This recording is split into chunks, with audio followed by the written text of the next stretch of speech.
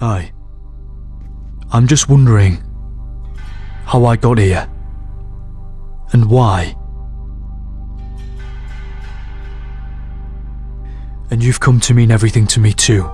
What I meant was, of all the people who might have found me in that prison, who gave me a second life when mine was all but gone, it was you, the listener.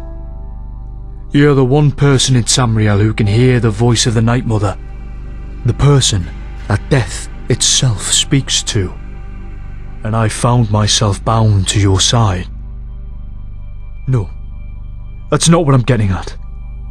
I've never really believed in fate, but I can see when a pattern repeats itself.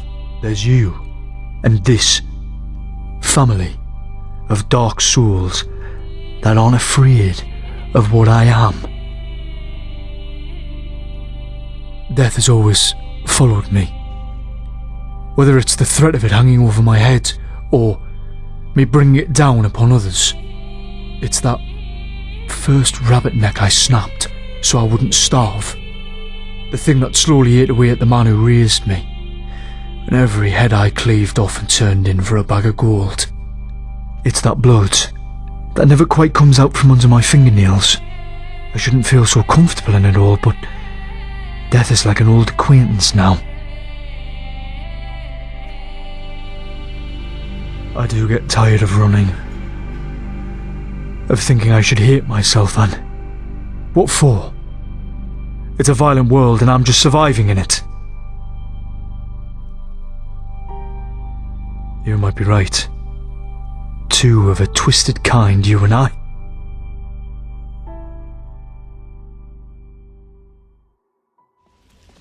So, 300 years. What's it like watching the world change so much? Entertaining, mostly. Though people don't really change. They still lie, cheat, and betray one another. Makes my job endlessly enjoyable. Well, at least you're never out of work. Warriors like me, I'll be lucky if I'm not on the ground before I'm 50. Oh, Kaidan. If you want longevity, all you have to do is ask. I could make it happen. I appreciate the offer, but I'd prefer my meals cooked and not, walking around beforehand. You'd be surprised how quickly your taste would change. Tell me something, Kaidan. How long do you think you'd last if I decided to stop playing nice? Well, it depends. How fast can you grow those teeth back after I knock them out? You think a blade's enough to stop me? You're slower than you look. Oh, and I heard a lot of bark without much bite. What say we test it? See who's still standing after the first strike. And finally see which beast is stronger. Oh, I'm no beast. And I don't have to be the one to win. Oh, you've got your own kind of beast inside. You feel it every time you draw that blade.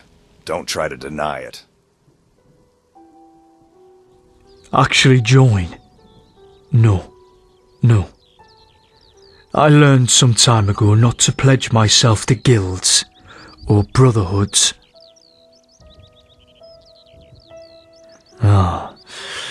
It's tempting, I won't lie. I've forgotten what it felt to have this. To have people I don't have to hide anything from. People a little crazier than me. Swearing this oath though. To the Brotherhood, to Sithis. It's no small thing.